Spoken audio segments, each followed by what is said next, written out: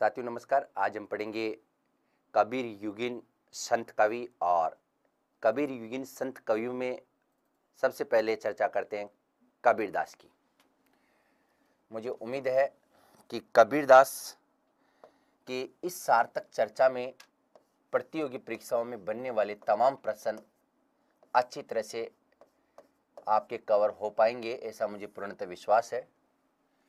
कबीरदास कौन थे? कबीरदास कबीरदास जी की भाषा क्या थी और विभिन्न विषयों पर इनके क्या मत थे, इनके कौन कौन से ग्रंथ हैं, इन तमाम पहलुओं पर एक एक करके चर्चा करेंगे। साथियों, कबीर मूलतः अरबी भाषा का शब्द है और जिसका शाब्दिक अर्थ होता है महान। कबीर अरबी भाषा का शब्द है, अरबी भाषा का शब्द है, भाषा का शब्द है और जिसका अर्थ होता है महान। जो महान होता है उसे कबीर कहा जाता है। गारसा दे ताशी के अनुसार कबीर नाम केवल एक उपाधि है जिसका अर्थ है सबसे बड़ा या महान। और साथियों, लोग उन्हें ज्ञानी नाम से भी पुकारते हैं। गारसा दे ताशी के मत की बात करें तो गारसा द ताशी के अनुसार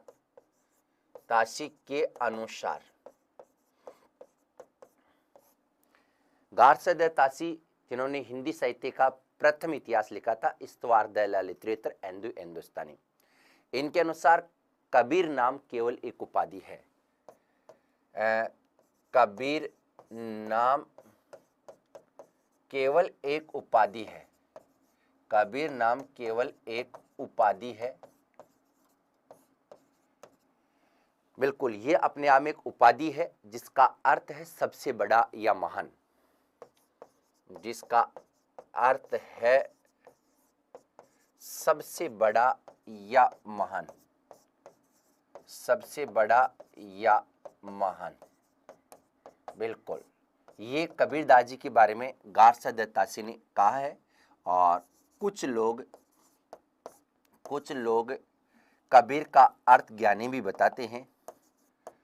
लोग कबीर का अर्थ ज्ञानी भी बतलाते हैं, ज्ञानी भी बतलाते हैं। कुछ ऐसे विद्वान हैं जो कबीर का अर्थ ज्ञानी भी बताते हैं। साथियों, कबीरदास जी के जन्म की अगर बात करें, ये तो कबीर शब्द की व्याख्या की है अलग अलग विद्वानों के अनुसार। इनका जन्म 1398 ईस्वी में, अगर विक्रम संवत में बात करें तो 57 जोड़ दीजिएगा 1455 बन जाएगा। तो इनका जन्म अगर बात करें तो 1398 ईस्वी में वाराणसी, 1398 ईस्वी में वाराणसी के लहरतारा नामक तालाब में हुआ। कुछ लोग लहरतारा को वाराणसी का एक कस्बा भी मानते हैं। समझ में आ गए? लहरतारा काशी के एक मोहल्ले का नाम भी है और ये तालाब का भी नाम है।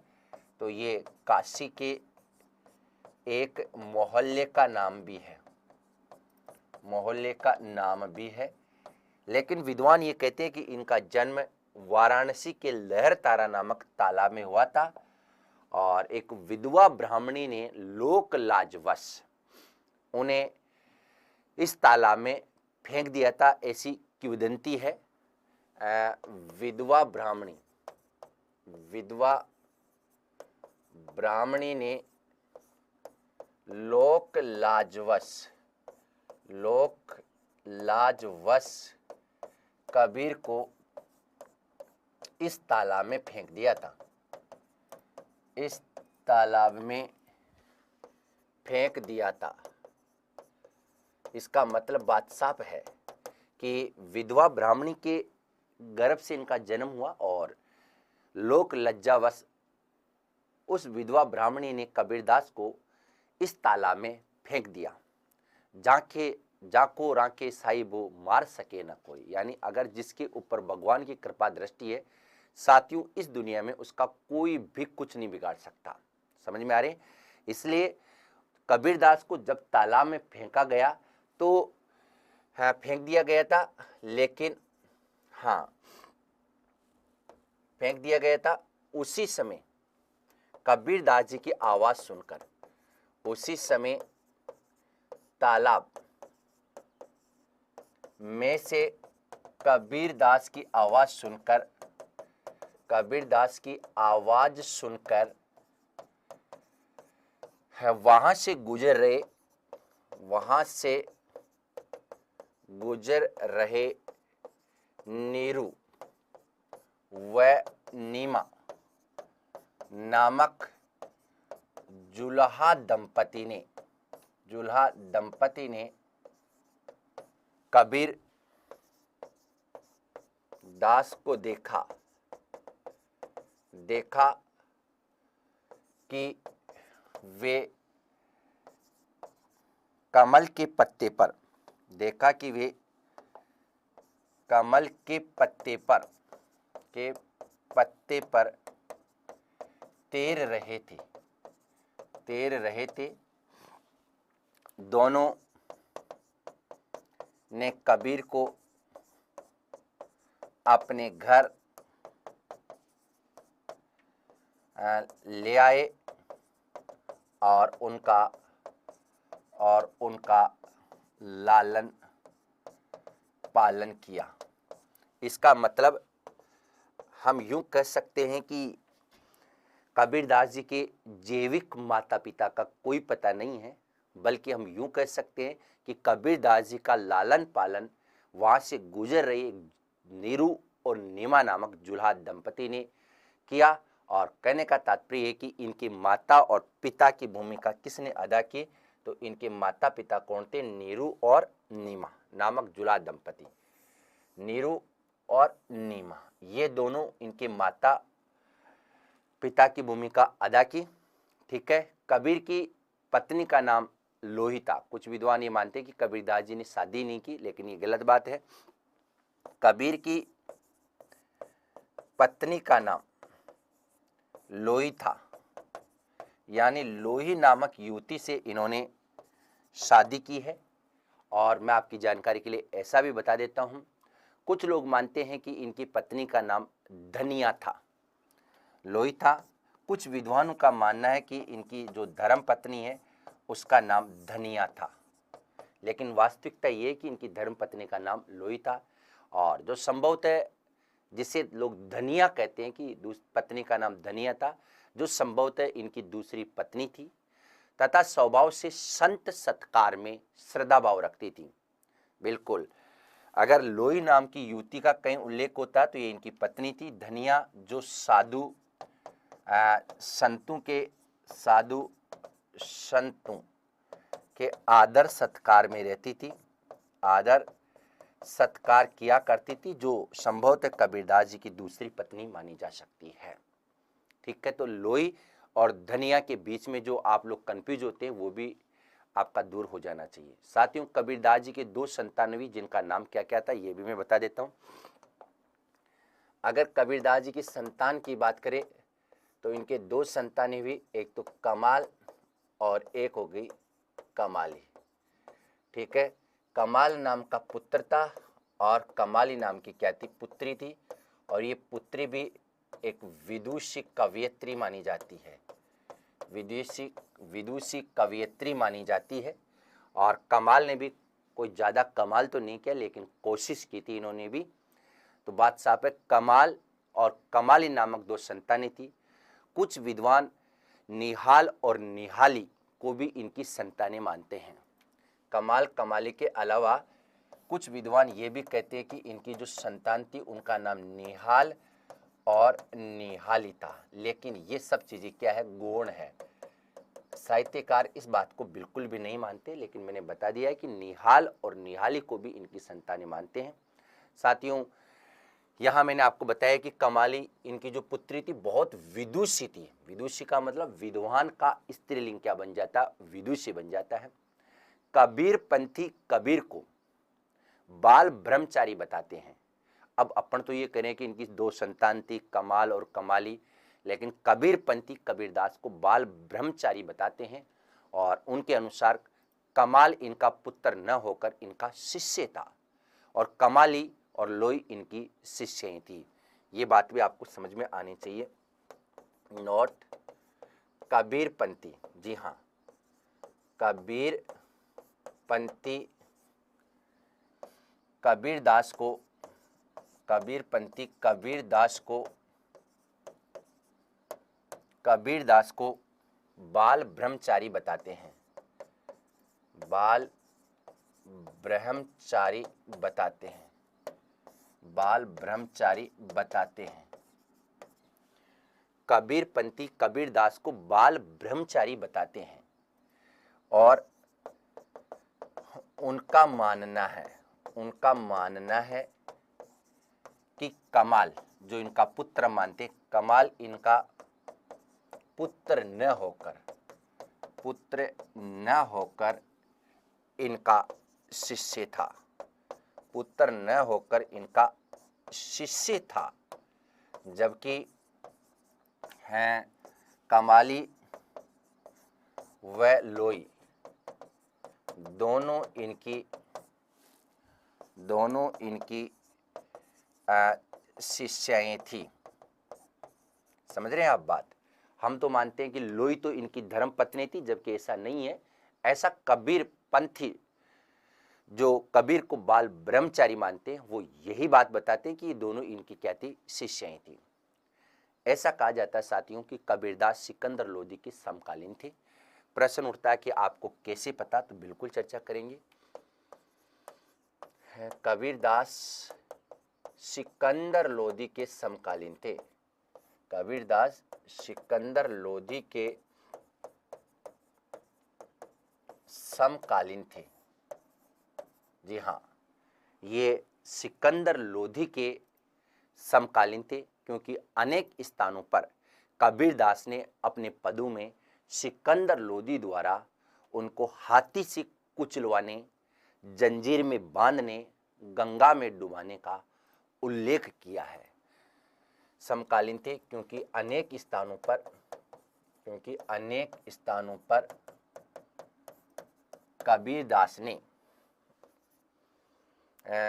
कबीर ने उनको हाथी से कुचलवाने, जंजीरों से बांधने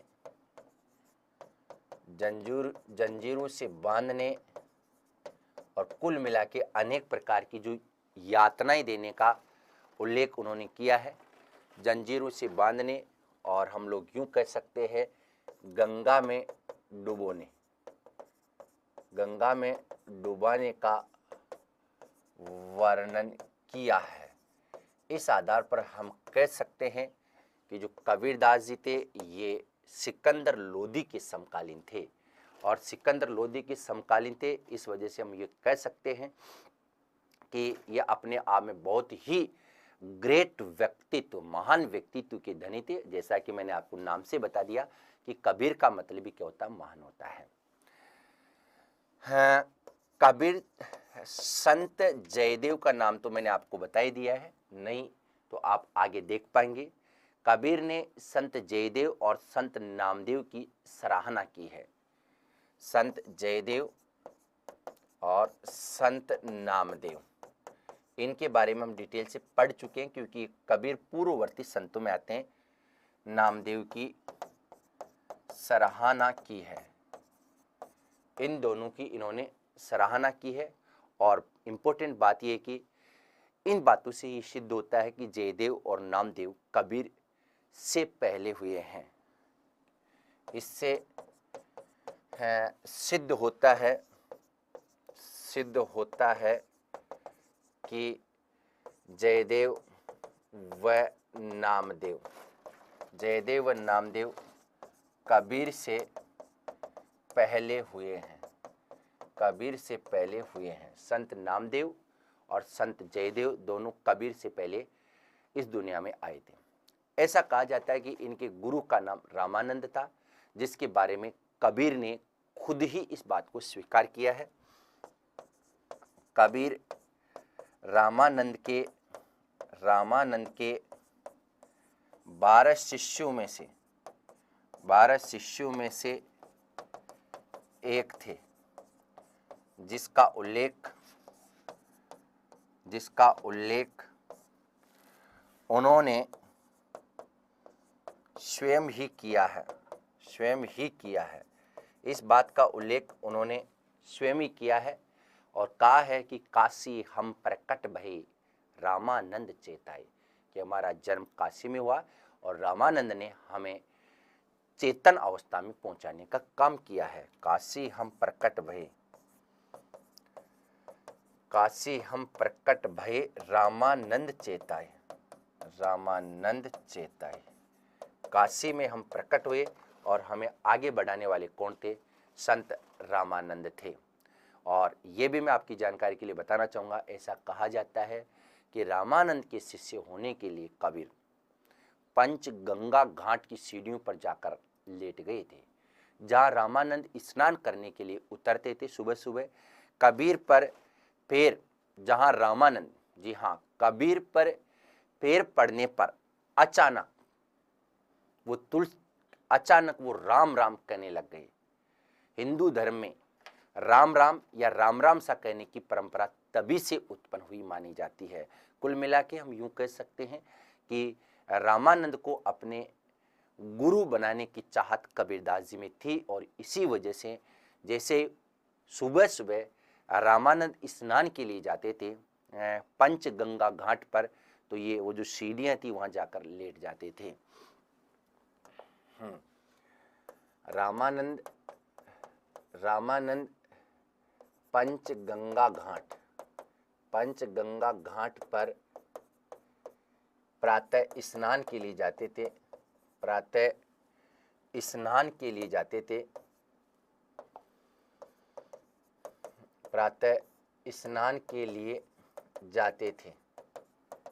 थे। कबीर उस घाट की सीढ़ियों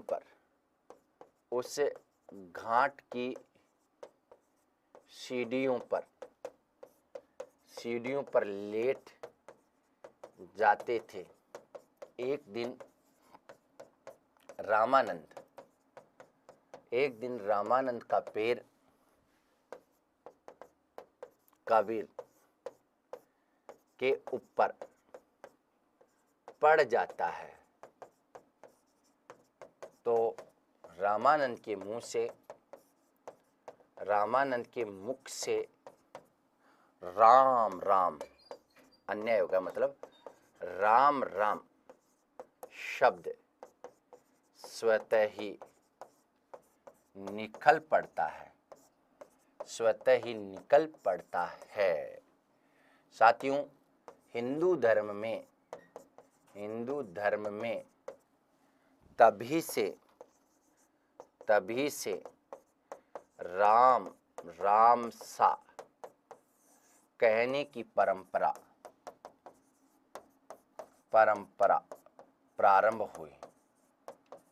तभी से राम राम कहने की परंपरा प्रारंभ हुई, ऐसा विद्वान मानते हैं। साथियों, कुछ विद्वान इनके गुरु का नाम शेख तकी भी बताते हैं। रामानंद तो है, कुछ विद्वान इनके गुरु का नाम शेख तकी भी बताते हैं। कुछ विद्वान इनके गुरु का नाम शेख तकी, जो एक मुसलमान फकीर थे, उनको इनका गुरु बताते हैं, शेख तकी। तो कुछ विद्वान इनके गुरु का नाम शेख तकी भी बताते हैं। शेख तकी को इनको कहते हैं कि ये इनके गुरु थे। हाँ, ये तो रही इनके जन्म, इनका पारिवारिक बैकग्राउंड, इनके गुरु। अब प्रश्न उठता है कि कबीरदास पहले समाज सुधारक थे, भक्त थे या कवि थे? ये प्रश्न एमए वगैरह में पूछा जाता है। तो साथियों, कबीरदास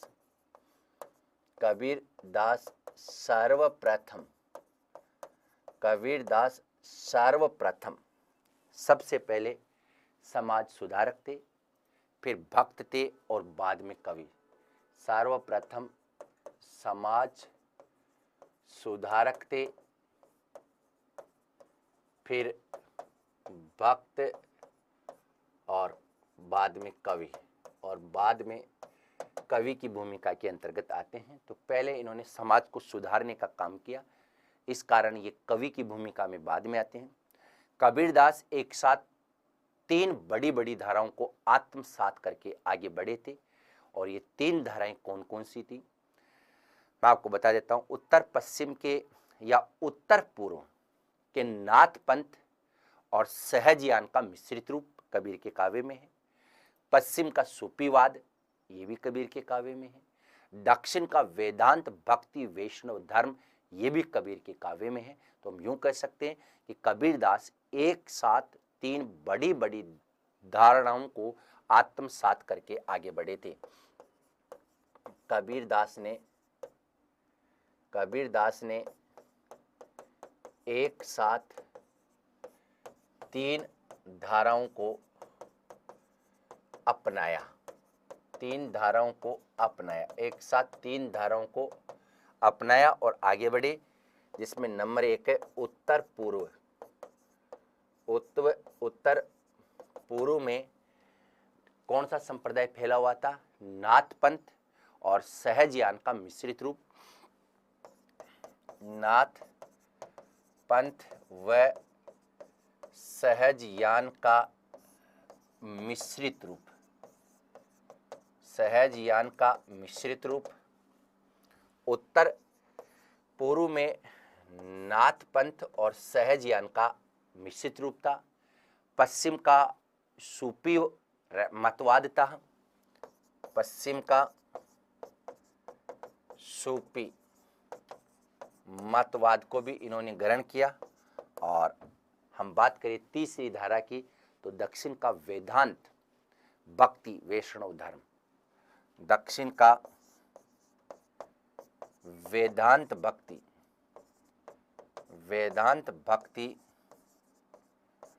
वैष्णव धर्म, वेदांत भक्ति वैष्णव धर्म, इसको भी इन्होंने आगे बढ़ाया। तो 3 धाराओं में के समन्वय के आधार पर इन्होंने अपने काव्य को आगे बढ़ाया है। हजारी प्रसाद द्विवेदी जी कहते हैं कि 15वीं शताब्दी में कबीर सबसे ज्यादा शक्तिशाली और सबसे ज्यादा प्रभाव उत्पादक व्यक्ति थे। हजारी प्रसाद द्विवेदी के अनुसार, हजारी प्रसाद द्विवेदी जिनके प्रिय कबीरदास जी थे, रामचंद्र शुक्ल के प्रिय तुलसीदास जी थे, तो हजारी प्रसाद द्विवेदी के अनुसार 15वीं शताब्दी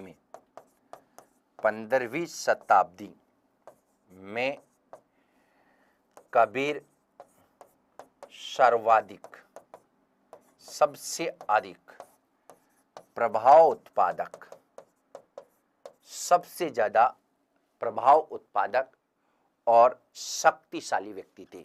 प्रभाव उत्पादक तथा शक्तिशाली व्यक्ति थे, शक्तिशाली व्यक्ति थे, ये लीजिएगा। हजारी प्रसाद द्विवेदी के अनुसार 15वीं शताब्दी में कबीर सर्वाधिक प्रभाव उत्पादक तथा शक्तिशाली व्यक्ति थे। मतलब इनसे महान व्यक्तित्व 15वीं शताब्दी में किसी का भी नहीं था, ऐसा कबीरदास जी मानते हैं। यहाँ तक भी बात आपको अच्छे से समझ में, ऐसा हजारी प्रसाद द्विवेदी कबीरदास जी के बारे में कहते हैं। अब चूंकि हम लोग बहुत सारी बातें करेंगे, तो पहले हम पढ़ लेते हैं कबीरदास की भाषा। ये इनकी भाषा कौन सी है, क्योंकि लोगों की समझ में नहीं आती है कि कबीरदास जी की वास्तविक भाषा है क्या है। कबीरदास की भाषा, वैसे तो मैं आपकी जानकारी के लिए बताना चाहूंगा, कबीरदास जी के साथ साथ संपूर्ण संत साहित्य की बात कर लेते हैं, तो संतों की भाषा का आकलन नहीं किया जा सकता। जहां राम काव्य धारा की जो भाषा है वो ब्रज है और अवधि है, जहां कृष्ण काव्य की बात करते हैं तो ब्रज भाषा है। और लेकिन संत कवियों की भाषा का आकलन इसलिए नहीं किया जा सकता क्योंकि ये पर्यटनशील प्रवृत्ति के थे, भ्रमण किया करते थे, एक जगह नहीं रुकते थे। ये लगातार अलग अलग प्रदेशों के दौरे पर रहते थे, अपने धर्म का प्रचार प्रसार करना चाहते थे। तो 100 बातों की एक ही बात है, इनकी भाषा निर्धारित नहीं की जा सकती। ठीक चूंकि संत काव्यधारा के प्रतिनिधि कवि कबीर है, तो कबीर की भाषा के बारे में भी ऐसा ही है कि इनकी भाषा तो निश्चित नहीं की जा सकती है, फिर भी अलग अलग विद्वान इनकी भाषा के बारे में क्या सोचते चर्चा कर लेते हैं, क्योंकि यहाँ से भी प्रश्न पूछा जाता है। आचार्य रामचंद्र शुक्ल जी के अनुसार सबसे पहले बात करें तो शुक्ल जी इनकी भाषा को क्या बताते हैं। शुक्ल जी के अनुसार कबीरदास जी की भाषा क्या होगी, तो आचार्य रामचंद्र शुक्ल जी के अनुसार बीजक के साकियों की भाषा सदुकड़ी है। सदुकड़ी का मतलब रमते साधुओं की भाषा। कबीर या बीजक, बीजक ग्रंथ की साखियों, बीजक ग्रंथ की साखियों की भाषा, बीजक ग्रंथ की जो साखियां थी उनकी भाषा का नाम क्या था, सदुकड़ी था, सदुकड़ी माना। ठीक है भाई, बीजक ग्रंथ का संकलन 1464 ईस्वी में धर्मदास ने तो किया था, तो जो साखियां थी उनकी भाषा को सदुकड़ी माना। सदुकड़ी का मतलब था रमते साधुओं की भाषा, जो भ्रमण करते हुए साधु है उनकी भाषा। कुछ लोग सदुकड़ी का अर्थ राजस्थानी पंजाबी मिश्रित खड़ी बोली भी मानते हैं। कुछ लोग क्या करते हैं, इस सदुकड़ी का मतलब क्या होता है, तो कुछ लोग तो इसे रमते हुए साधुओं की भाषा मानते हैं, रमते हुए साधुओं की भाषा। ठीक है, और कुछ लोग इसको क्या मानते हैं, कुछ लोग मानते हैं इस भाषा के अंतर्गत सदुकड़ी का अर्थ पंजाबी राजस्थानी मिश्रित खड़ी बोली, पंजाबी राजस्थानी मिश्रित खड़ी बोली, पंजाबी और राजस्थानी मिश्रित खड़ी बोली, ये देखिएगा। तो बीजक के ग्रंथ साक्यों की जो भाषा है वो सदुकड़ी माना है। रमेनियों और पदों की भाषा में ब्रज भाषा। देखिएगा, ये जो बीजक ग्रंथ है 3 भागों में बटा हुआ। साक्यों की भाषा को सदुकड़ी माना है। साखी के बाद में जो इसका दूसरा पार्ट है वो है रमेनी, साकी शब्द और रमेनी। तो रमेनियों तथा पदों की भाषा, रमेनियों तथा पदों की भाषा को आचार्य रामचंद्र शुक्ल जी ने कहा है कि इनकी जो भाषा है वो ब्रज भाषा है और पूरी बोली का इसमें उपयोग है। तो रमेनियों तथा पदों की भाषा ब्रज, ब्रज तथा पूर्वी बोली, पूर्वी बोली माना है, ब्रज तथा पूर्वी बोली माना है। तो शुक्ल जी ने बीजक ग्रंथ में साक्यों की भाषा को क्या कहा है, सदुकड़ी माना है। रमेनिया तथा पदों की भाषा को इन्होंने ब्रज तथा पूरी बोली माना है। तो शुक्ल जी के अनुसार अगर पूछा जाए कि कबीर के बीजक में जो साकी है उनकी भाषा तो कौन सी, सदुकड़ी, और भाषा कौन सी, ब्रज भाषा और पूर्वी भाषा है। और ऑप्शन में पूर्वी, ब्रज और सदुकड़ी है, तो किसको प्राथमिकता देंगे, सदुकड़ी भाषा को प्राथमिकता देंगे। तो रामचंद्र शुक्ल जी के अनुसार कबीरदास की भाषा कौन सी थी, सदुकड़ी थी। आप बस इतना समझिएगा।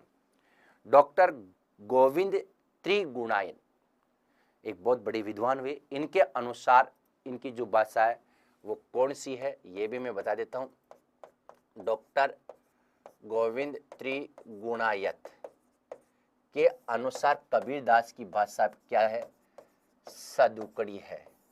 कबीरदास जी की भाषा को इन्होंने भी सदुकड़ी माना। सदुकड़ी का मतलब मिश्रित, वह भाषा जिसके अंतर्गत राजस्थानी भी हो, पंजाबी हो और उसके मिश्रित से बनी हुई खड़ी बोली को क्या कहा जाता है, सदुकड़ी कहा जाता है।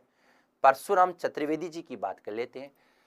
तो परशुराम चतुर्वेदी जी ने कबीरदास की भाषा को क्या कहा, अवधी, ब्रज भाषा, भोजपुरी, खड़ी बोली, चारों का प्रयोग कबीर के काव्य में देखने को मिलता है। परशुराम चतुर्वेदी, परशुराम चतुर्वेदी जी के अनुसार कबीरदास की जो भाषा थी उसमें अवधी, ब्रज भाषा, भोजपुरी, अवधी, ब्रज भाषा, अवधी, ब्रज भाषा, भोजपुरी, कितनी हो गई है, 3 हो गई है। और कौन सी रह गई, खड़ी बोली, खड़ी बोली। इन 4 भाषाओं को, इन 4 भाषाओं को माना है कि कबीर के काव्य में अवधी भी है, ब्रज भाषा भी है, भोजपुरी है और खड़ी बोली, इन चारों बोलियों का प्रयोग कबीर के काव्य में स्पष्ट तौर पर देखा जा सकता है। और साथियों, अगर राम कुमार वर्मा जी के अनुसार बात करें तो राम कुमार वर्मा के अनुसार कबीर के काव्य की भाषा कौन सी है? राम कुमार वर्मा के अनुसार कबीर की काव्य या कबीर के काव्य में पूर्वी हिंदी, जिसमें ब्रज है, खड़ी बोली है, राजस्थानी और पंजाबी, इनका प्रयोग हुआ है। पूर्वी हिंदी हम यूं समझ सकते हैं, पूर्वी हिंदी। राम कुमार वर्मा के अनुसार कबीर की भाषा कौन सी थी? पूर्वी हिंदी। पूर्वी हिंदी में ब्रज, खड़ी बोली, राजस्थानी, पंजाबी। ब्रज, खड़ी बोली, राजस्थानी और कौन सी होगी? पंजाबी। इनको इन्होंने क्या कहा? पूर्वी हिंदी कहा है। वैसे तो पूर्वी हिंदी में तो क्या आती है? अवधी, बघेली, छत्तीसगढ़ी बोलियां आती है, लेकिन यहाँ पूर्वी हिंदी कहने का मतलब है कि जिस काव्य में ब्रज भाषा हो, खड़ी बोली हो, राजस्थानी हो और कौन सी हो? पंजाबी हो, इनका प्रयोग होता है, वो अपने आप में कौन सी बोली मानी जाती है? पूर्वी बोली या पूर्वी हिंदी। रामकुमार वर्मा ने कबीरदास जी की भाषा को कहा। अगर हम बात करें सुनीति कुमार चटर्जी के अनुसार, तो सुनीति कुमार चटर्जी क्या कह रहे हैं ये भी आपको जानना जरूरी है। सुनीति कुमार चटर्जी के अनुसार कबीरदास जी की भाषा ब्रज भाषा है। बिल्कुल, पूर्णतः इनकी जो भाषा है वो ब्रज भाषा है। ब्रज का मतलब मैं आपकी जानकारी के लिए बताना चाहूंगा, चारागाह होता है। और चारागाह इसलिए कहा जाता है क्योंकि ब्रज भूमि, ब्रज का मतलब होता है चारागाहों की भूमि, क्या कहलाती है? ब्रज भूमि कहलाती है, समझ गए। और उसकी जो भाषा होती है वो ब्रज भाषा। सुनीति कुमार चटर्जी के अनुसार कबीरदास जी की जो भाषा थी वो ब्रज भाषा थी। अगर हम बात करें उदय नारायण तिवारी के अनुसार, उदय नारायण तिवारी के अनुसार कबीर की भाषा को अधिकांशतः बनारस की बोली माना जाता है। जी हाँ, उदय नारायण तिवारी के अनुसार, उदय नारायण तिवारी के अनुसार कबीर की भाषा को अधिकांशतः बनारस की बोली माना जाता है। बिल्कुल, ये इसको बनारस की बोली मानते हैं। और हम यूं भी कह सकते हैं कि कुछ लोग ये मानते हैं कि बनारस की कौन सी बोली आ गई है, लेकिन इन्होंने इसका नामकरण नहीं बताया, केवल इतना बताया कि मेरे हिसाब से कबीरदास जी की जो बोली थी वो है बनारस की बोली मानी जा सकती है। इसके बाद में डॉक्टर बच्चन सिंह क्या कहते हैं कि मेरे अनुसार कबीरदास जी की भाषा कौन सी होनी चाहिए? तो डॉक्टर बच्चन सिंह के अनुसार,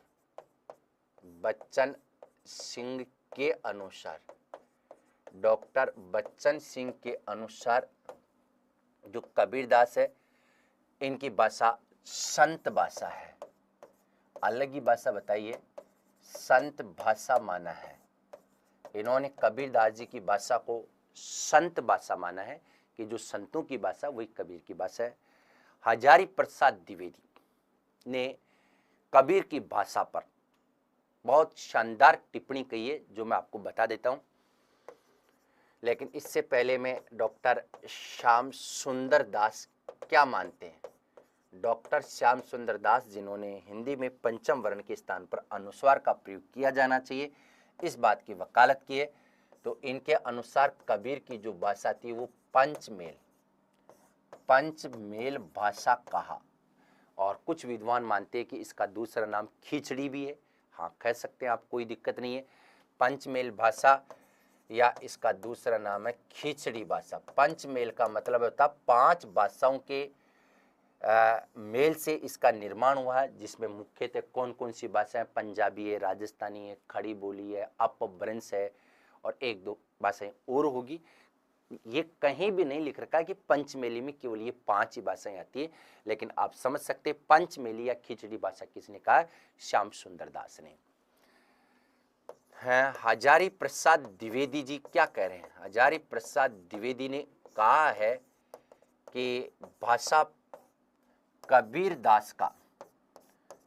का भाषा पर जबरदस्त अधिकार, कबीर का भाषा पर जबरदस्त अधिकार रहा है। वे वाणी के डिक्टेटर, जिसको हम कह सकते हैं तानाशाह, वे वाणी के डिक्टेटर यानी तानाशाह माने जाते हैं। ये प्रश्न कई बार आ गया।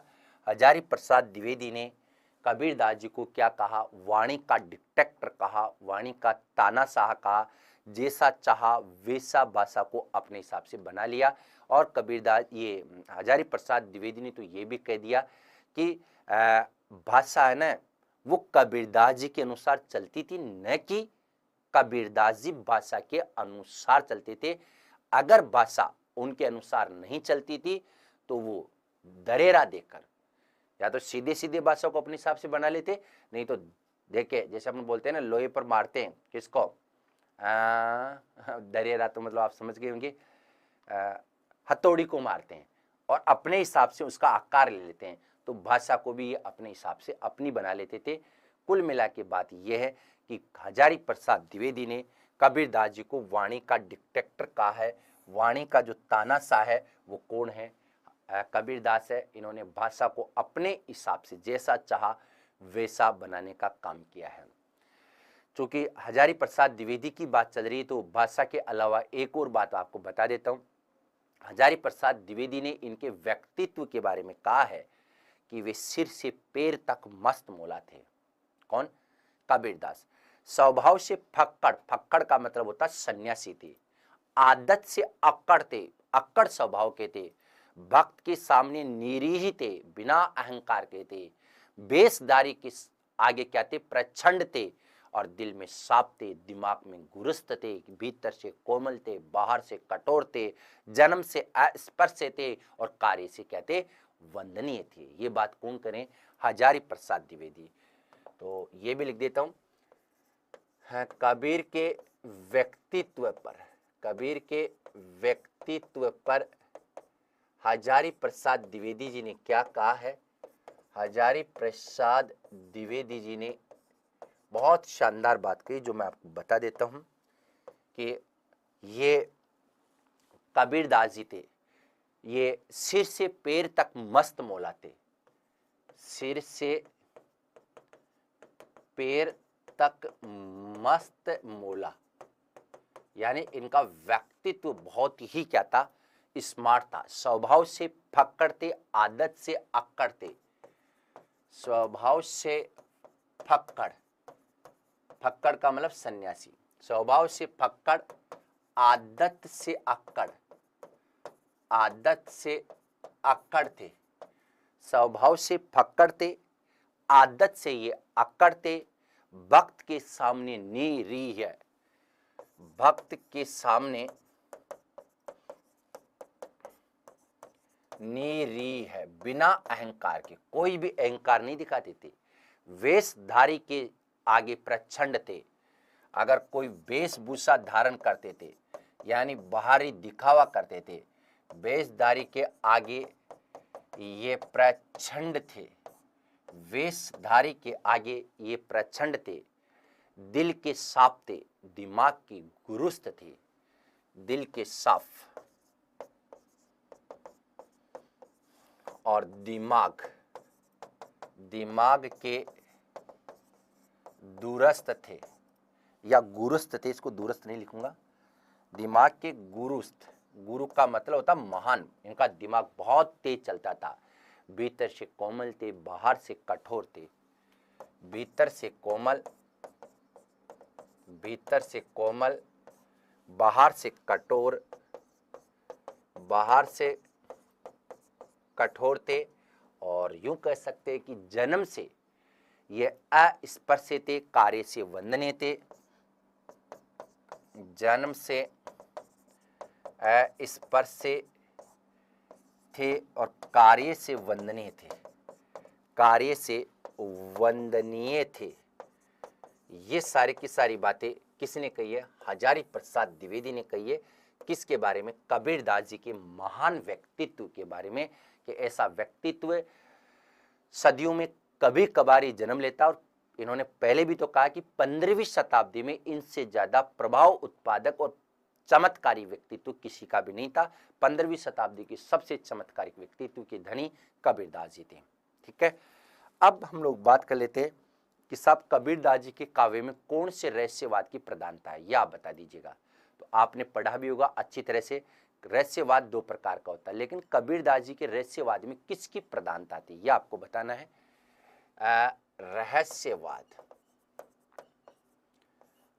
रहस्यवाद दो प्रकार का होता है, दो प्रकार इसके माने गए हैं। नंबर एक है भावनात्मक रहस्यवाद, भावनात्मक रहस्यवाद, और दूसरा है साथियों साधनात्मक रहस्यवाद, साधनात्मक रहस्यवाद।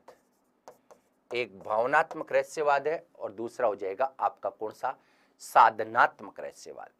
कबीर के काव्य में कौन से रहस्यवाद की प्रधानता थी, तो कबीर के काव्य में मूलतः, कबीर के काव्य में मूलतः साधनात्मक रहस्यवाद की प्रधानता मानी जाती है। साधनात्मक रहस्यवाद होता क्या है, तो झीनी झीनी बिनी चदरियां, झीनी झीनी बिनी चदरियां, झीनी झीनी यानी छोटी छोटी, बिनी चदरियां, बिनी चदरियां, ये किसका उदाहरण है, ये साधनात्मक है। जहां भी इंगला है, पिंगला है, सुषुम्ना है जैसी नाड़ियों के बारे में प्रयोग होता है, नाड़ियों के बारे में, और षट चक्र वेदन के बारे में कहीं भी बात होती है तो वहां आप समझ लीजिएगा कि साधनात्मक रहस्यवादी होगा। तो कबीर के काव्य में मुख्य तौर पर साधनात्मक रहस्यवाद की प्रधानता है। भावनात्मक रहस्यवाद होता क्या है, तो भावनात्मक रहस्यवाद होता है लाली मेरे लाल की जित देखूं तित लाल, लाली मेरे लाल की जित देखूं तित लाल, लाली मेरे लाल की जित देखूं, जिधर भी देखूं उधर लाल, लाली मेरे लाल की जित देखूं, जित देखूं तित लाल, जित देखूं तित लाल। इसका मतलब है ये अपने आप में आत्मा और परमात्मा की जहां भी बात होती है, बिल्कुल आत्मा व परमात्मा की जहां भी बात होती है वहां सिर्फ और सिर्फ भावनात्मक रहस्यवाद होता है। ये बात भी आपको बहुत अच्छी तरह से समझ में आ जानी चाहिए। अब हम लोग आगे बढ़ते हैं। डॉक्टर श्याम सुंदर दास के अनुसार बात करें तो कबीर सर्वोच्च रहस्यवादी कवि है, इनसे ज्यादा कोई भी रहस्यवादी कवि नहीं था। तो मैं इस बात को लिख देता हूं। श्याम सुंदर दास के अनुसार कबीर सर्वोच्च रहस्यवादी कवि माने जाते हैं। श्याम सुंदर दास के अनुसार कबीर सर्वोच्च रहस्यवादी कवि माने जाते हैं, रहस्यवादी कवि माने जाते हैं। सर्वोच्च रहस्यवादी जो कवि है वो कौन हो जाएंगे, कबीरदास। किसके अनुसार, डॉक्टर श्याम सुंदर दास के अनुसार कबीर सर्वोच्च रहस्यवादी कवि माने जाते हैं। कबीर के काव्य में उलटबाशियों का प्रयोग मिलता है। कबीर के काव्य में उलट भाषियों का प्रयोग मिलता है, उलट भाषियों का प्रयोग मिलता है। बिल्कुल कबीर के काव्य में उलट भाषियों का प्रयोग मिलता है। उलट भाषी होती क्या है ये भी मैं आपको बता देता हूं। तो उलट भाषी का मतलब होता है, कबीर के काव्य में उलट भाषियों का प्रयोग होता है। आज मैं चाहता हूं कि उलट भाषियों के बारे में आपको डिटेल से बता दिया जाए ताकि आपको कभी भी कोई समस्या न हो। ठीक है, उलट भाषी की शुरुआत कहां से होती है, तो उलट भाषी का मतलब होता है उलट, लिख देता हूं, उलट प्लस भाषी। उलट का मतलब होता है विपरीत और भाषी का मतलब होता है कथन, यानी जहां कथन को विपरीत कर दिया जाता है। अर्थात है काव्य में चमत्कार पैदा करने के लिए, काव्य में चमत्कार पैदा करने के लिए कथन को विपरीत करना, कथन को विपरीत करना, करना उलट भाषी है, उलट भाषिया है। काव्य में चमत्कार पैदा करने के लिए जो कथन है उसको विपरीत करना अपने आप में क्या कहलाता है? उलट भाषी कहलाता है। ठीक है, जैसे मच्छी रूखा चढ़ी गई, मछली रूख यानी वृक्ष पर चढ़ गई है और नदियां जलकर कोयला हो गई है, समुद्र में आग लग गई है। ये कौन सा कथन है? उलट भाषी है, और उलट भाषियों का मतलब होता है काव्य में चमत्कार पैदा करने वाले। ठीक है, सबसे पहले हम कबीरदास की उलट भाषियों के बारे में चर्चा करें, लेकिन इनके इतिहास के बारे में हम जान लेते हैं। नाथों और सिद्धों की साधना के प्रभाव, सिद्ध और नाथ इन दोनों की साधना के प्रभाव के फल स्वरूप हिंदी में उलट भाषी आई है। सिद्धों व नाथों की साधना के फलस्वरूप उलट भाषियों का उदय हुआ है, उलट भाषियों का उदय हुआ है, उदय हुआ है। किस किस के कारण? सिद्धों व नाथों की साधना के फलस्वरूप उलट भाषियों का प्रयोग या उलट भाषियों का उदय हुआ है। तो उलट भाषियों का इतिहास कहां से चालू होता है? सिद्ध और नाथ इन दोनों ने जब साधना की, उस साधना में से सामने आया कि उलट भाषियां क्या होती है। तो इनका जन्म सिद्ध और नाथों की साधना के प्रभाव के फलस्वरूप सामने आया। गोरख बाणी में इनके लिए उल्टी चर्चा का जन्म दिया गया है। गोरख बाणी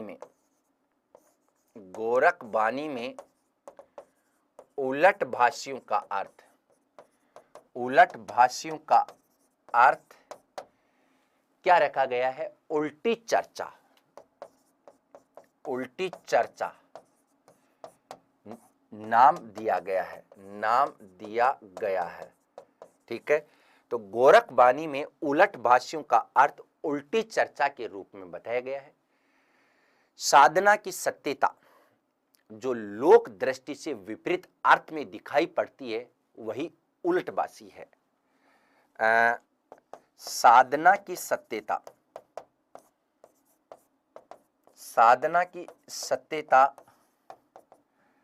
मतलब हम लोग जो साधना करते हैं उसकी सत्यता जो लोक दृष्टि से विपरीत अर्थ में दिखाई दे, जो लोक दृष्टि से विपरीत अर्थ में, विपरीत अर्थ में दिखाई दे वही उलट भाषी होगी, वही उलट भाषी कही जाती है। समझ में आ गई? साधना की सत्यता जो लोक दृष्टि से विपरीत अर्थ में दिखाई दे, जनता की दृष्टि से विपरीत अर्थ जो दे, उसे उलट भाषी कहा जाता है। साथियों, ये उनकी रहस्यवादी साधना का विशिष्ट रूप है जिसे संतों ने अपनी परंपरा में स्वीकृति दी है। उलट भाषी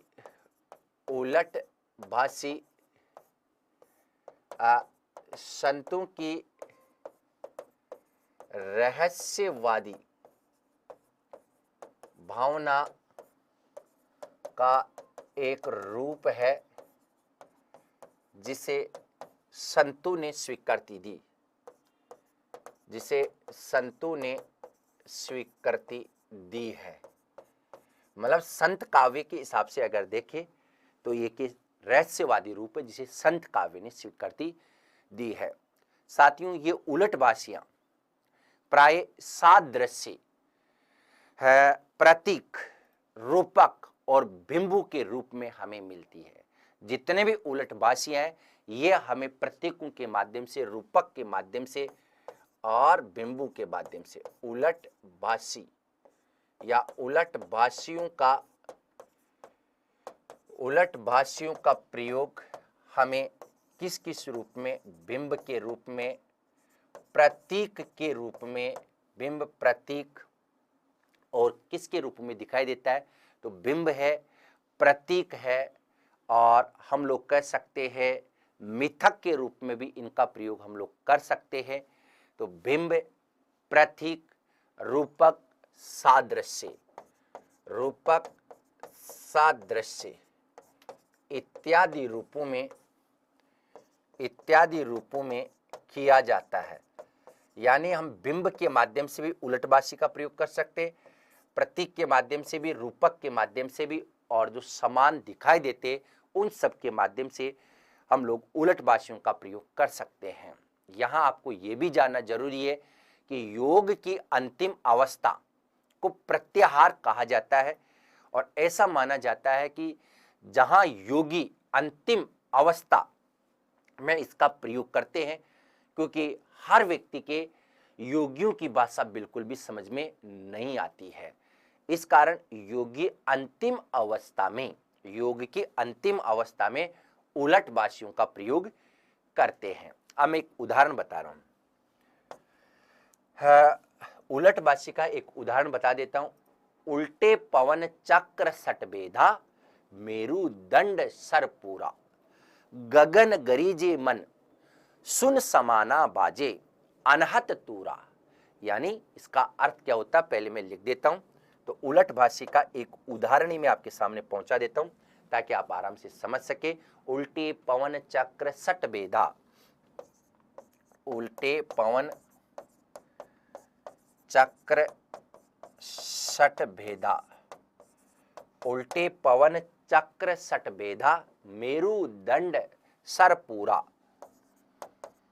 मेरु दंड सर पूरा, मेरु दंड सर पूरा, गगन गरीजी मन सुन, गगन गरीजे, गगन यानी आसमान, गरजे, जी हाँ, गगन गरीजे मन सुन समाना, मन सुन समाना, गगन गरजे मन सुन समाना, बाजे अनहत तूरा, बाजे अनहत तूरा, बाजे अनहत तूरा। ये देखिएगा इसका अर्थ क्या होता है, एक बार आप पढ़ लीजिएगा। अगर आता है प्रारंभिक तौर पर तो ठीक है, नहीं तो मैं समझा रहा हूं। ये संपूर्ण क्रियाएं शरीर के अंदर होती है। उल्टे पवन चक्र सट भेदा, मेरु दंड सर पूरा, गगन गरजे मन सुन्न समाना, बाजे अनहत तूरा। ये सारी की सारी क्रियाएं शरीर के अंदर है, जबकि इसका संदर्भ बाह्य जगत से है। इसकी यही विपरीत अवस्था उलटबासी है। समझ में आगे? मैं बताता हूं। इन सबका संबंध किससे होगा आप बताइएगा? इनका संबंध शारीरिक क्रियाओं से है। सही है, शारीरिक क्रियाओं से, शरीर की क्रियाओं से है। लेकिन आज से बाह्य जगत से है, इसी कारण इनमें विपरीतता है। और जहां विपरीतता होती है वहां क्या हो जाती है? उलटबासी अपने आप ही आ जाती है। जहां विपरीतता होती है वहां अपने आप ही क्या आ जाती है? उलटबासी आ जाती है। उल्टे पवन चक्र सट भेदा शरीर के विभिन्न अंग प्रकरणों के बारे में है, लेकिन चूंकि इसका आज से बाह्य जगत से, और बाह्य जगत से होने के कारण ये विपरीत है, और विपरीत होने के कारण ये क्या? उलटबासी है। कबीरदास जी की एक और पंक्ति है जिसके माध्यम से मैं आपको उलटबासियों के बारे में और बता देता हूं। बोलो भाई राम दुहाई, इही रस, बोलो भाई राम दुहाई, इही रस सनकादिम माते, पवित अजो ने अपराई, ईडा पिंगला भाटी कीना, ब्रह्मा अगिनी पर जाली, सरिय सूर द्वारा रस मुदे, लगी जोग जुग ताली, उल्टी गंगा नीर बही आया, अमृत धार चुआही, पंच जने सो संग कर लीने, चलत कुम्हारी लागी। एक बहुत शानदार उदाहरण है। ये उदाहरण संख्या 2 है। किसका? कबीरदास जी का। किसके बारे में? उलटबासी के बारे में। उल्टी गंगा नीर बही आया। यहां देखिएगा, उल्टी गंगा नीर बही आया। अब आप बताओ, उल्टी गंगा नीर बही आया, अमृत धार चुआई। अमृत की जो धारा है, अमृत धार चुआई। अमृत की धारा भी क्या करने लग गई, चूने लग गई। और पंच जने सो संग कर लीने। पंच जने सो संग करी लीनी। पंच जने सो संग कर लीनी, चलत कुम्हारी लागी। चलत कुम्हारी लागी। ये लीजिएगा, उल्टी गंगा नीर बही आया। अब आप बताओ, गंगा में नीर बह रहा लेकिन उल्टा, इसका मतलब विपरीत अर्थ है। और विपरीत अर्थ होने के कारण आपको ये बात स्पष्ट तौर पर समझ में आ जानी चाहिए कि यहाँ उलटबासी है। यहां मैं आपकी जानकारी के लिए फिर स्पष्ट करना चाहूंगा, ये जो वर्णन है ये तुलसी कृत घट रामायण से लिया गया। तुलसी की जो घट रामायण है उसमें उलटबासी का प्रयोग हुआ, ऐसा कबीरदास जी भी मानते हैं। तो ये उलटबासी भी समझ गए होंगे। साथियों, कबीरदास के बारे में ये कहा जाता है, कबीर दास ये अनपढ़ थे। कबीरदास शास्त्र ज्ञान के बिना भी व्यापक जीवन अनुभव किया करते थे। शास्त्र ज्ञान के बिना भी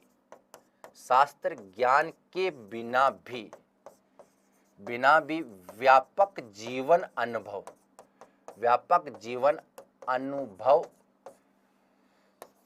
किया करते थे। कबीरदास जी शास्त्र ज्ञान के बिना भी व्यापक जीवन अनुभव को ग्रहण किया करते थे। इसलिए जगह जगह इन्होंने लिखा है कि तू कहता कागज की लेखी, मैं कहता आंखन की देखी, तू राखो उर्जावन हारे और मैं राखो सुरजावन हारे। तू कहता कागज की लेखी। जी हाँ, कबीरदास जी करें कि तू कहता कागज की लेखी, तुम कागज में लिखी हुई बात को हमारे सामने कहना चाह रहे हो। तुम कागज में लिखी हुई बातों को क्या करते हैं, विश्वास करते हैं। और मैं कहता आंखन की देखी, मैं कहता आंखिन की देखी। इसका मतलब मैं प्रत्यक्ष रूप से जो आंखों में देखता हूं, सामने आता है, प्रत्यक्ष होता है, उसमें विश्वास करता हूं। तू राखो ऊर्जावन हारे, मैं राखो सुरजावन हारे। तू राखो ऊर्जावन हारे, तू राखो ऊर्जावन हारे और मैं राखो सुरजावन हारे, मैं राखो सुरजावन हारे। ये दोनों चीजें आपके समझ में आनी चाहिए। तू राखो सुरजावन हारे, मैं राखो, तू राखो ऊर्जावन हारे। तुम इसको उलझाना चाहते हो, आत्मा परमात्मा को उलझाना चाहते हो, और मैं इसको क्या करना चाहता हूं, सुलझाना चाहता हूं। इसलिए मैंने आपको बताया कि कबीरदास जी शास्त्र ज्ञान के बिना भी व्यापक जीवन अनुभव को ग्रहण किया करते थे। शास्त्रों की इनके सामने जरूरत थी नहीं, क्योंकि इनके लिए प्रत्यक्ष ही शास्त्र की भूमिका अदा किया करते थे। कबीरदास अनपढ़ थे। कबीरदास अनपढ़ थे लेकिन बहुश्रुत, बहुत चतुर थे, बहुत समझदार थे। बहुश्रुत का मतलब होता अलग अलग दिशाओं में ज्ञान रखने वाले। तो कबीरदास जी अशिक्षित थे लेकिन बहुश्रुत थे, मतलब हर परिस्थितियों में, हर ज्ञान हो, योग हो, हर क्षेत्र में ये क्या थे, निपुण थे। और इसलिए इन्होंने कहा है कि मसी कागद छुयो नहीं। जी हाँ, मसी कागद छुयो नहीं, मसी कागद छुयो नहीं, कलम गयो नहीं हाथ। मसी कागद छुयो नहीं,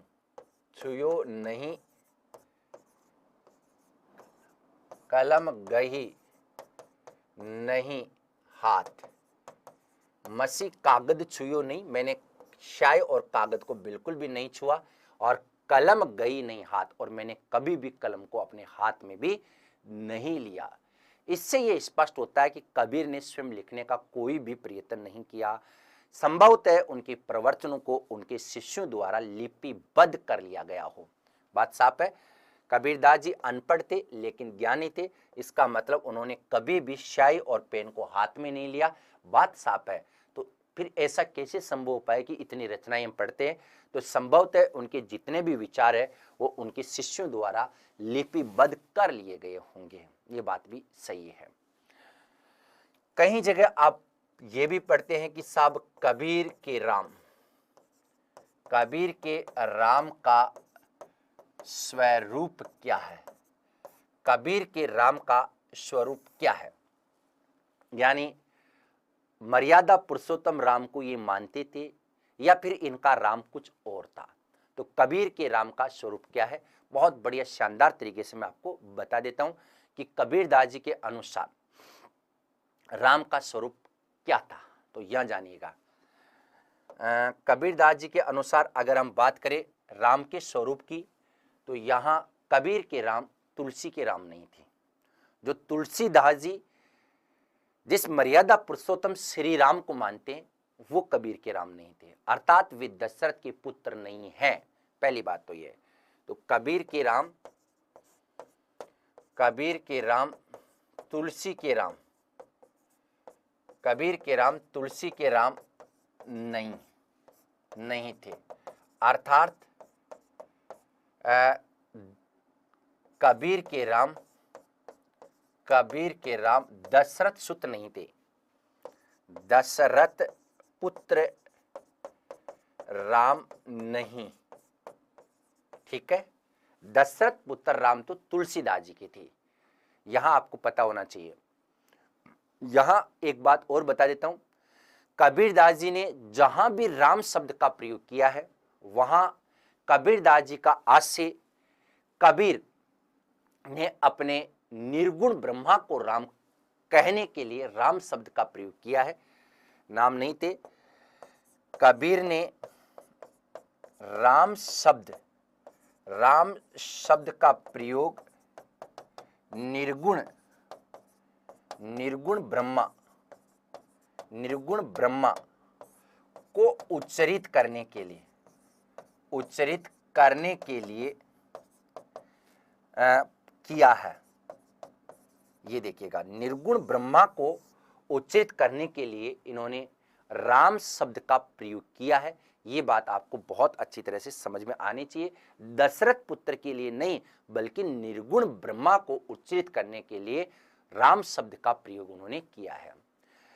कबीरदास जी के अनुसार राम का शाब्दिक अर्थ होता है रमण करने वाला, अर्थात जो व्याप्त है, अर्थात जो सर्वव्यापक है, वही अपने आप में क्या है? राम है। कबीर के अनुसार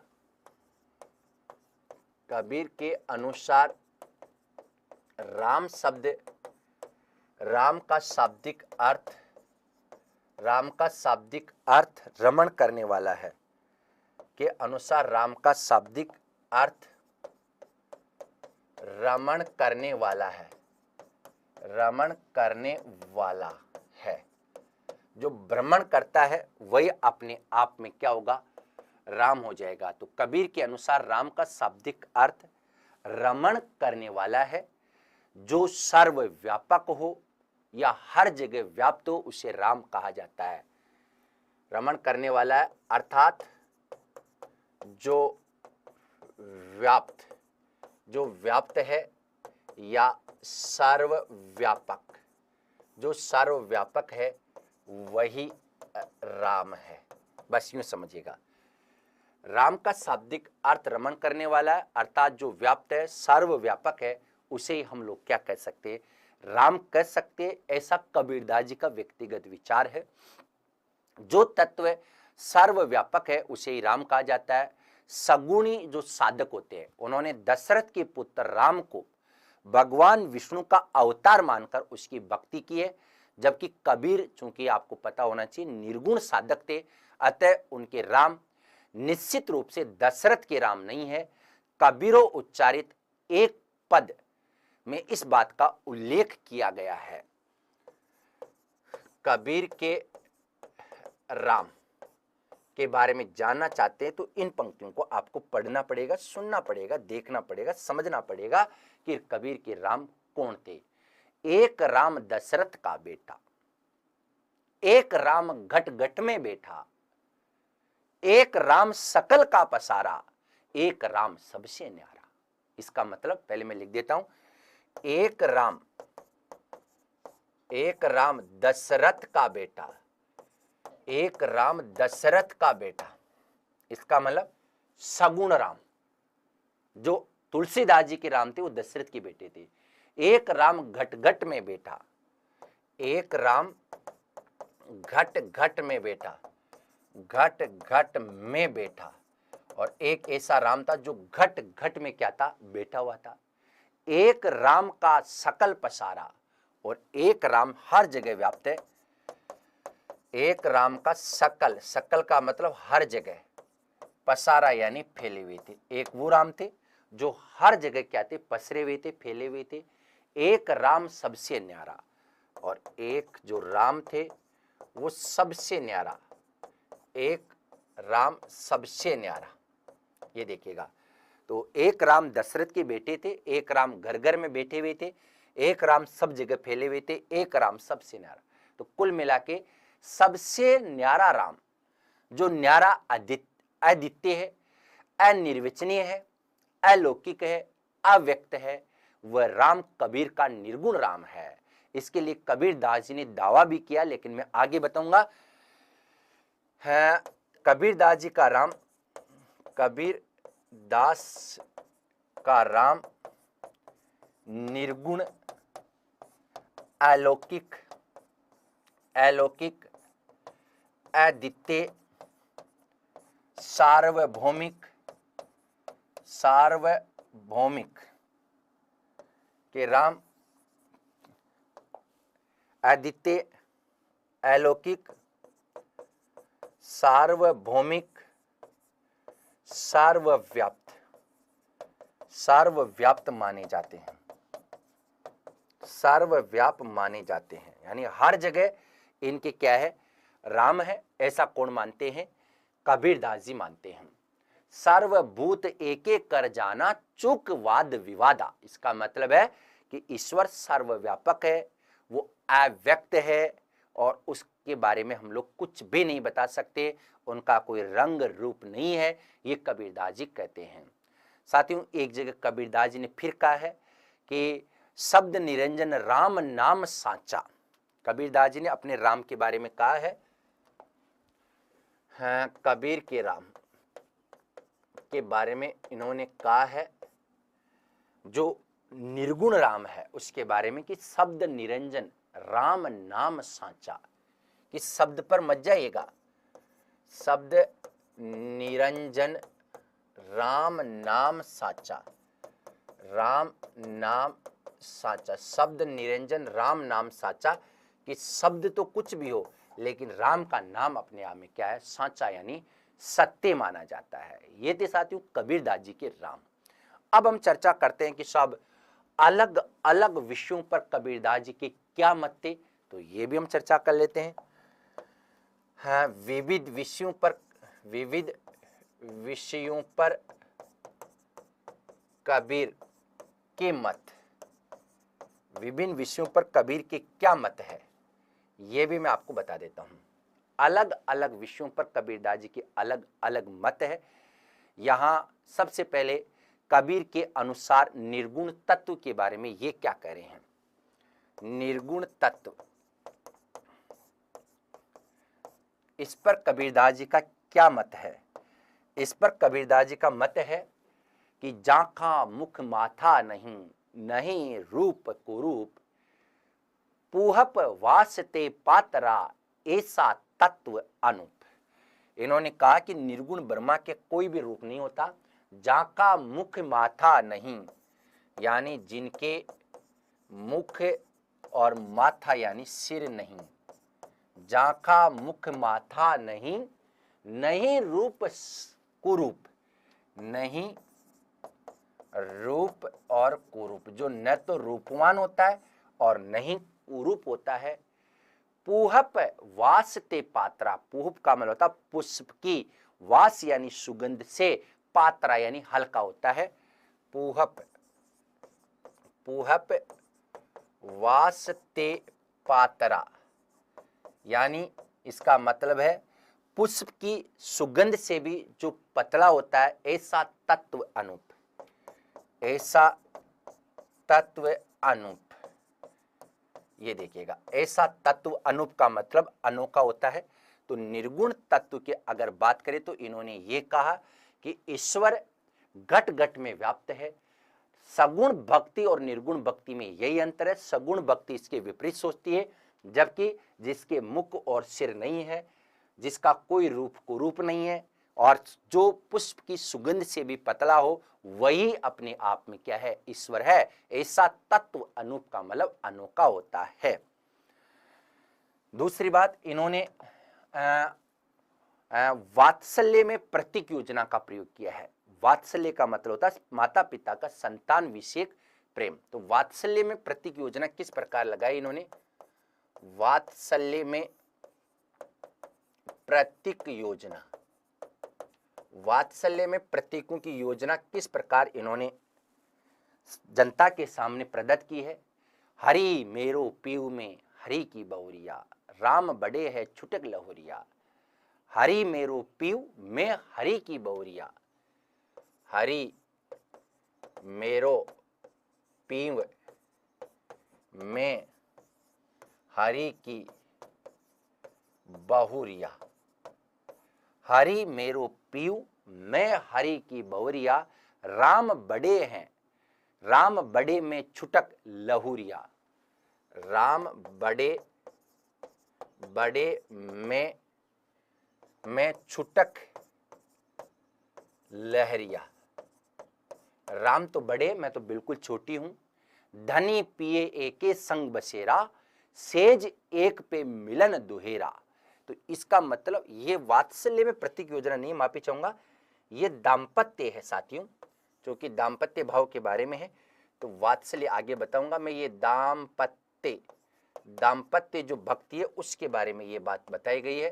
तो यहां मैं बता देता हूं, दाम्पत्य में प्रतीक योजना यानी पति और पत्नी का जो भाव होता है वो दाम्पत्य कहलाता है। यहां इन्होंने अलंकारों का भी प्रयोग किया है, जिसमें अपनी विभावना अलंकार की बात कर सकते हैं कि निंदक नियरे राखी, आंगन कूटी छवाए, बिन पानी साबुन बिना निर्मल करत स्वभाव। यानी अलंकारों के बारे में भी कबीरदास जी ने लिखा है अलंकार योजना। और अलंकार योजना में कबीरदास जी ने कहा है कि निंदक नियरे राखिए, निंदक नियरे राखिए, आंगन कूटी छवाए। आंगन में किसके समान? कूटी यानी अपनी जो कुटिया होती है ना उसके समान। आंगन कूटी छवाए, निंदक नियरे राखिए, आंगन कूटी छवाए, बिन पानी साबुन बिना, बिन पानी साबुन बिना, साबुन बिना निर्मल करत शोभाई, निर्मल करत शोभाई। ये देखिएगा, बिन पानी साबुन बिना निर्मल करत स्वभाव। इसका मतलब इसमें कौन सा अलंकार है? विभावना। विभावना का मतलब होता है कारण, जहां बिना कारण के कार्य व्यापार संपन्न हो जाता है।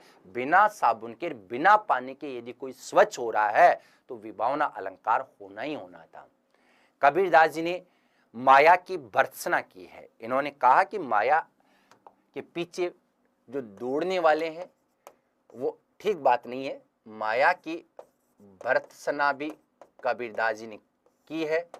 कबीरा माया पापनी, कबीरा माया पापनी, हरिसु करत, हरिसु करत हराम। कबीरा माया पापनी, हरिसु करत हराम, मुख कठियाली कुमति की, कर्ण न देई राम। मुख, मुख कटियाली कुमति की, कुमति की, मुख से कह न देते राम, यानी मुख कठियाली कुमति की कह न दे ही राम, कहण न दे ही राम, मतलब वो राम भी नहीं कहना देती है। कबीरा माया पापनी हरिसु करत हराम, मुख कटियाली कुमति की कहण न दे है राम, कि वो राम शब्द भी नहीं बोलने देती है, क्योंकि हम लोग मोह माया के पीछे दौड़ते रहते हैं। इन्होंने अमरता का भी जय घोष कहा है, कबीरदास जी ने अमरता का जय घोष, अमरता का जय घोष करते हुए इन्होंने कहा है कि हम लोग तो अमर है, हम न मरे, हम न मरे, मरी है संसारा, मिला हम ही जीवन हारा। हम न, इन्होंने फिर कहा है कि हम न मरी, हम न मरी, हम बिल्कुल भी नहीं मरे हैं, मरी है संसारा, हम न मरे, हम न मरे, हम न मरे, मरे है संसारा, मरे, मरी है संसारा, कि हम तो अपने आप में क्या है, अमर है, हम लोग कभी भी नहीं मर सकते हैं। और बाह्य आडंबरों का भी इन्होंने क्या किया, और बाह्य आडंबरों में स्पेशली धार्मिक आडंबरों का इन्होंने विरोध किया है। और इनका विरोध भी मैं बता देता हूं, तो इन्होंने धार्मिक आडंबरों का विरोध किया है, धार्मिक आडंबरों का विरोध भी कबीरदास जी के काव्य में देखने को मिलता है। काकर बाकर जोड़ के मस्जिद लिए बनाए, ता छड़ मुल्ला बांग दे खुदा बेरा हुआ है, कि कंकड़ और पत्थर को जोड़ के लोग मस्जिद बना लेते हैं। ता चढ़ मुल्ला बांग दे, उस पर चढ़कर मौलवी बांग देता है, क्या अल्लाह बेरा तोड़े हो गया। ऐसे मूर्ति पूजा का भी इन्होंने क्या किया है, विरोध किया है। कांकर बांकर जोड़ के, कांकर बांगर बांकर जोड़ी के मस्जिद लिए बनाए, मस्जिद लिए बनाए, ता चढ़ी मुल्ला बांग दे, ता चढ़ी मुल्ला बांग दे, मुल्ला बांग दे खुदा बेरा हुआ है। धार्मिक आडंबरों का इन्होंने विरोध किया। इसके साथ साथ इन्होंने मूर्ति पूजा का भी विरोध किया है। जी हाँ, मूर्ति पूजा का विरोध इन्होंने इसलिए किया है क्योंकि दोनों धर्मों को एक साथ देखना चाहते थे, एक साथ देखते थे। तो मूर्ति पूजा का भी इन्होंने जबरदस्त तौर पर विरोध किया है। और मूर्ति पूजा का विरोध इन्होंने किया है क्या, कि पाहन पूजे हरि मिले तो मैं पूजूं पहाड़, ताते तो चाकी भली पीस खाई संसार। की पाहन यानी पत्थर को पूजने से भगवान मिल जाते हैं, तो मैं पहाड़ को पूज सकता हूं। और ताते तो चाकी भली पीस खाई संसार, इससे तो चाकी भी अच्छी होती है, जिससे संसार पीस कर तो खा सकता है।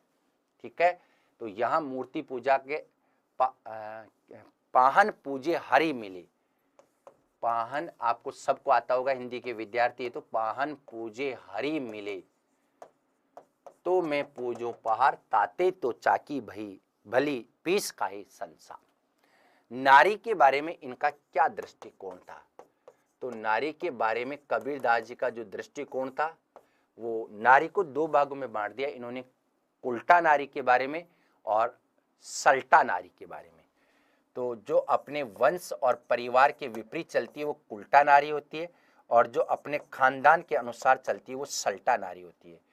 उल्टा नारी के बारे में कहा है कि नारी की झाई परत, नारी की झाई परत, अंधा होत भुजंग, अंधा होत भुजंग, भुजंग कबीरा तिनकी कौन गति, कबीरा तिनकी कौन गति, कौन गति जो, कबीरा तिनकी कौन गति जो नित नारी के संग, नित नारी के संग।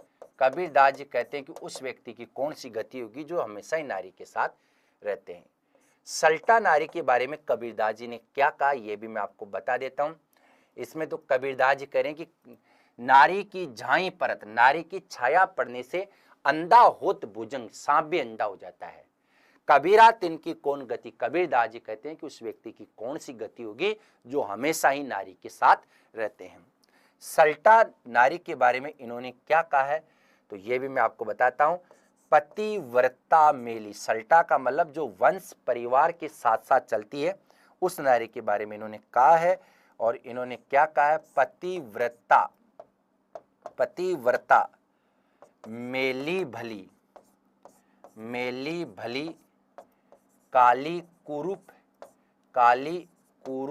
कुचित, पतिव्रता मेली भली काली कुरूप कुचित। और पतिव्रता के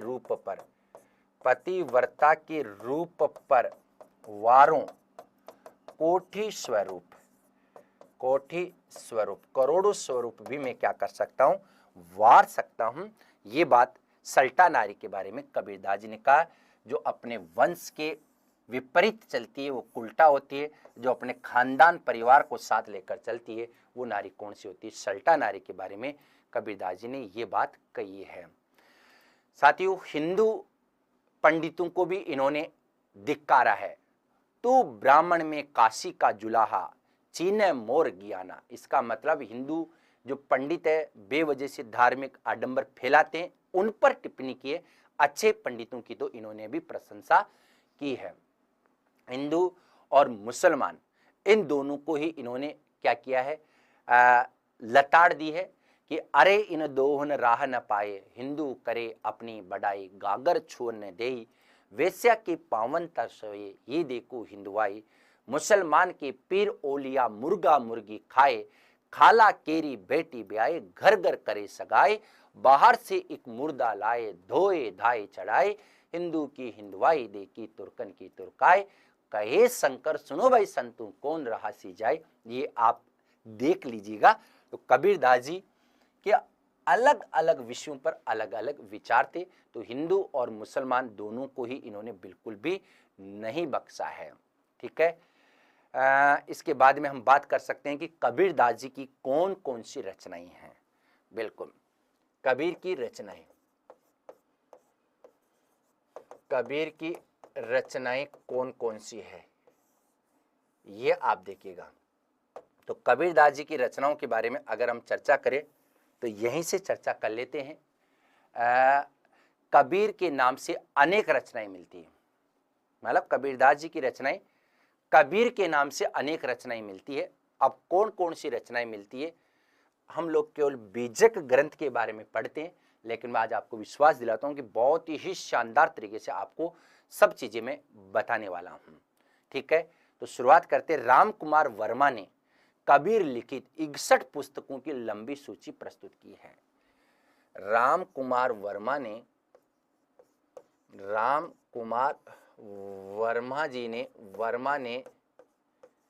कबीर लिखित, कबीरदास जी द्वारा लिखित 61 पुस्तकों की सूची प्रस्तुत की है। देखिएगा, 61 पुस्तकें है ना, उनकी सूची इन्होंने प्रस्तुत की है। किसने? कबीरदास ने। के बारे में किसने? राम कुमार वर्मा ने। तो राम कुमार वर्मा ने कबीर द्वारा लिखित 61 पुस्तकों की सूची दी है। इसका मतलब कि इन सभी पुस्तकों में यह बताने का प्रयास किया गया कि ज्ञान मार्ग क्या है, निर्गुण भक्ति क्या है, संत काव्य परंपरा क्या है। साथियों, गुरु ग्रंथ साहब में कबीर के 292 पद, जिसको हम साकी कह सकते हैं, 249 के लगभग श्लोक है। ये सारे के सारे गुरु अर्जुन देव द्वारा 1604 ईस्वी में संकलित है। बिल्कुल दूसरा ग्रंथ नहीं, रचना, ये संकलन मान लीजिएगा। गुरु ग्रंथ साहिब में गुरु अर्जुन देव द्वारा 1604 ईस्वी में, सही है, 1604 ईस्वी में कबीर के अगर हम साकी को अलग अलग करके देखें तो कबीर के 292 पद, जिसको इन्होंने साकी ही कहा है, 292 पद साखी, जी हाँ 292 पद जिनको हम लोग साखी कह सकते हैं, 249 श्लोक, 249 ये श्लोक है, इनको भी इन्होंने शामिल किया गया है। और कब किया था? 1604 में। किसने किया था? गुरु अर्जुन देव ने। साथियों, गुरु ग्रंथ साहिब में यदि एक भी पद का संकलन होता है तो उस लेखक, कवि या रचनाकार की बहुत ज्यादा प्रसिद्धि होती है। और यहां तो आपको बता दिया गया कितने 292 पद, 249 श्लोकों को इसके अंतर्गत क्या किया गया है? संकलन किया गया है। डॉक्टर श्याम सुंदर दास ने नागरी प्रचारणी सभा काशी से सन 1928 में कबीर की प्रमाणिक रचनाओं को कबीर ग्रंथावली के नाम से प्रकाशित करवाया, जिनमें मुख्य रूप से कबीर की वाणी का उल्लेख है। तो डॉक्टर श्याम सुंदर दास, डॉक्टर श्याम सुंदर दास ने नागरी प्रचारिणी सभा काशी से, ये कब की बात है? तो ये बात आज की नहीं है, 1928 की है। काशी से 1928 में कबीर दास की प्रमाणिक रचनाओं का संकलन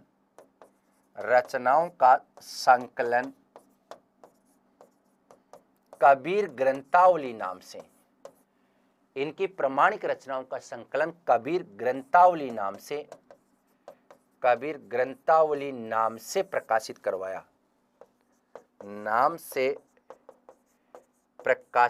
करवाया, कबीर ग्रंथावली नाम से प्रकाशित करवाया। किसने? डॉक्टर श्याम सुंदर दास ने नागरी प्रचारिणी सभा काशी से 1928 में कबीर दास की प्रमाणिक रचनाओं का संकलन कबीर ग्रंथावली के नाम से करवाया, जिनमें कबीर की वाणी का उल्लेख है। ये जो कबीर ग्रंथावली है, इसमें कबीर की वाणी का उल्लेख है, कबीर की वाणियों का उल्लेख है, वाणियों का इसमें उल्लेख किया गया है, कबीर की वाणियों का इसमें उल्लेख देखने को मिलता है। कबीर की रचना में चूंकि पद है, दोहे हैं, दोहा चौपाई शैली है, ये मुख्य रूप से उपलब्ध होती है। इसलिए कुछ हिंदी प्रकाशकों ने इन्हीं को आधार बनाकर कबीर शब्दी नाम से, कबीर साखी नाम से और कबीर रमेनी नाम से कबीर के संग्रह छाप रखे हैं।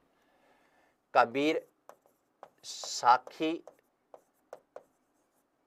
कबीर रमेनी, कबीर पदी, देखिएगा कबीर साखी, कबीर रमेनी और कबीर पदी, इस नाम से कबीर के संग्रहों को प्रकाशित किया गया है। इत्यादि नामों से भी कबीर की रचनाओं को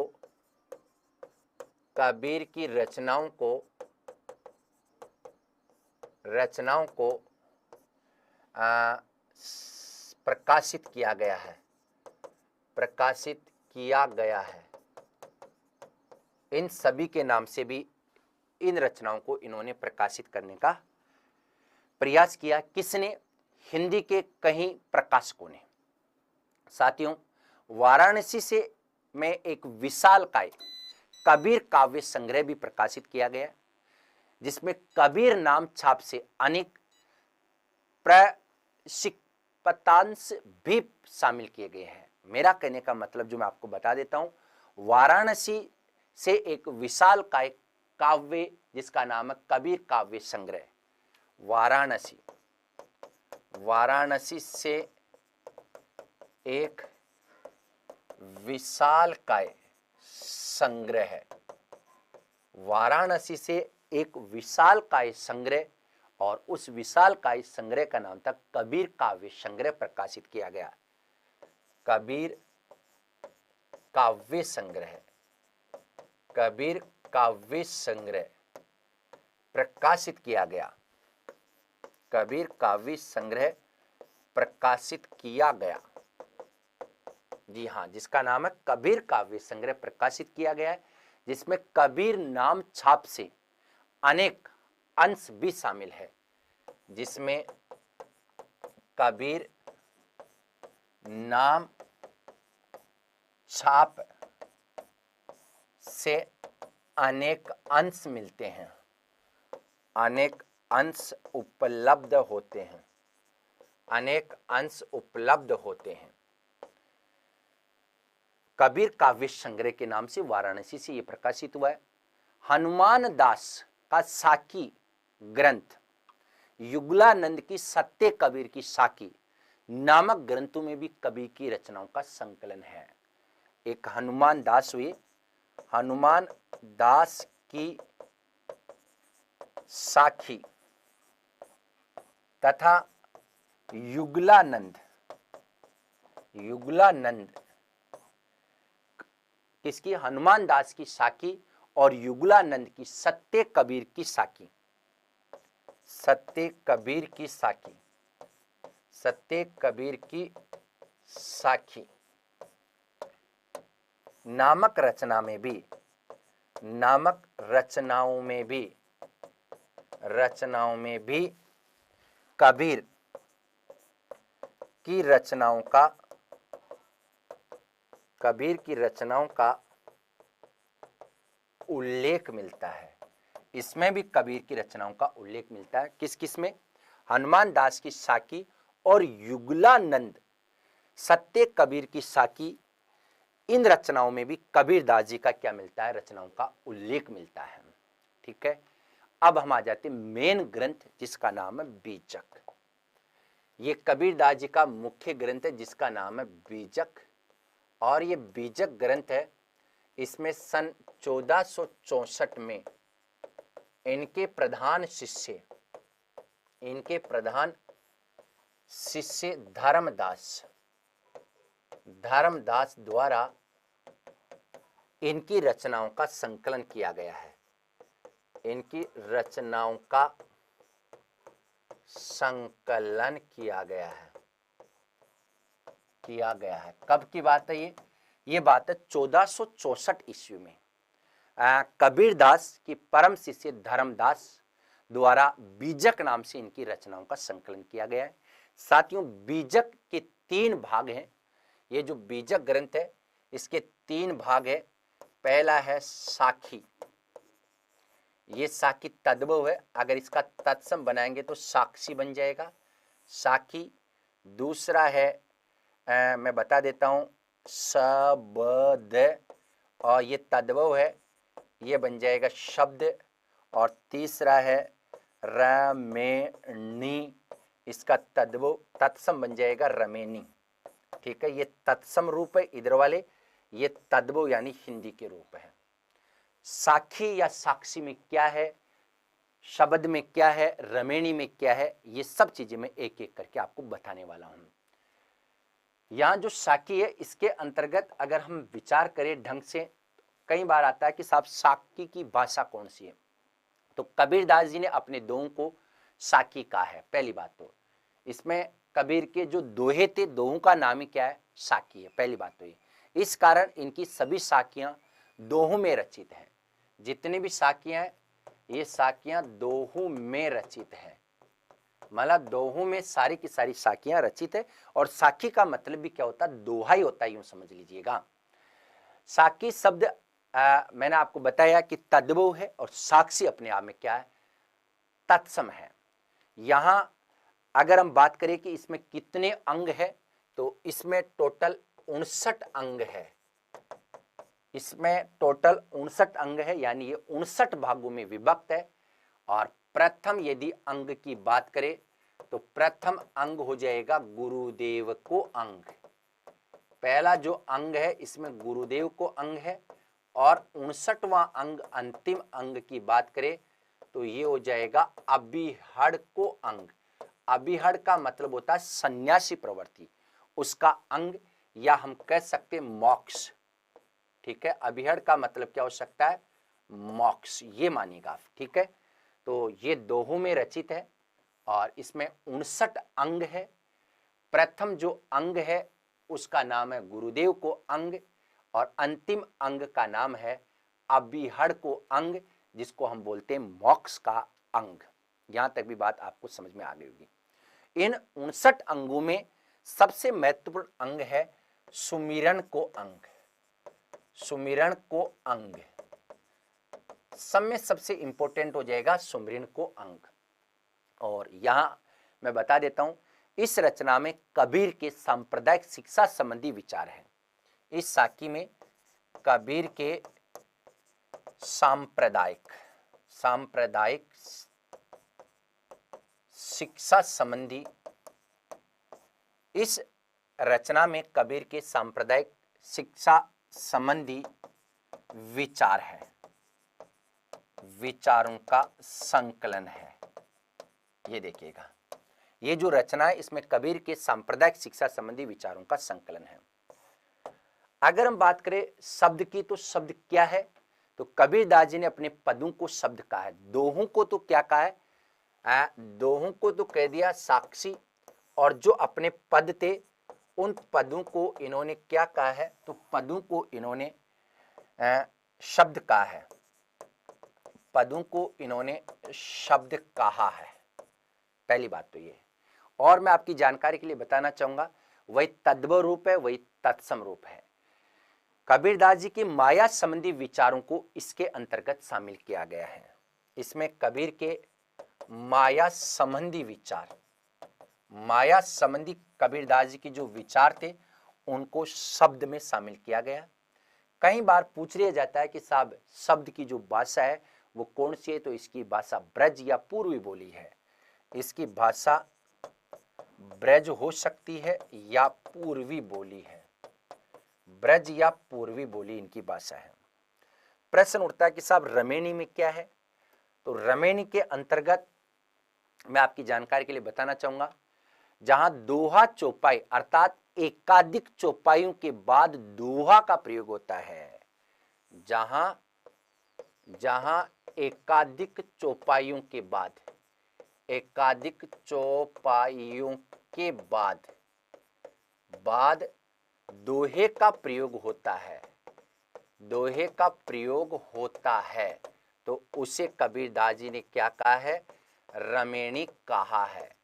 जहां एकाधिक चौपाइयों के बाद दोहों का प्रयोग होता है तो कबीरदास जी ने उसको क्या नाम दिया है, रमेणी नाम दिया है।